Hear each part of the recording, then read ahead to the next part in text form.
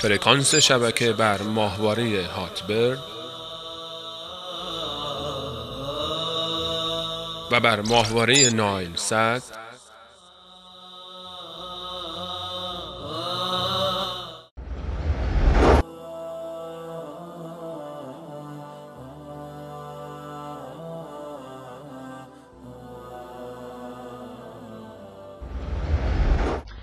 اسلام سایگاه غم را تو گاربید، قرآن گلشنا پلانی هاربید.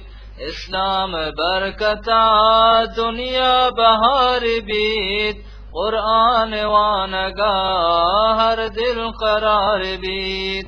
اسلام زنده باد، قرآن زنده باد، اسلام زنده باد، قرآن زنده باد. باندا میرے عمل مرچی ادا بکا، ہر منکر آوتا سندو جدا بکا.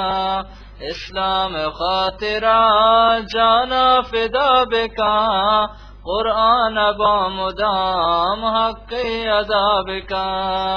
اسلام زندہ باد، قرآن زندہ باد، اسلام زندہ باد، قرآن زندہ باد. زندہ باد زندہ باد، اسلام زندہ باد، اسلام زندہ باد، قرآن زندہ باد. بیت معاشرہ ترا ایمان روشنی، تیرا نمائی بیت ایمان روشنی.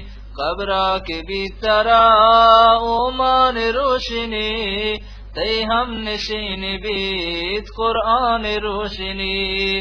اسلام زندہ باد، قرآن زندہ باد، اسلام زندہ باد، قرآن زندہ باد. ہر کس کے مومنے آبیت میں جنتا، قرآن گیش کا تی قدر و قیمتا. آسان جات بے اسلام برکتا، رب گورائے کا قرآن شفاتا. اسلام زندہ باد، قرآن زندہ باد، اسلام زندہ باد، قرآن زندہ باد. اسلام زندہ باد، قرآن زندہ باد، اسلام زندہ باد، قرآن زندہ باد. زندے دوئیں شپاں مبتا مدے ہدار، ہر بے تو یاد بگیر مبتا مرو متر.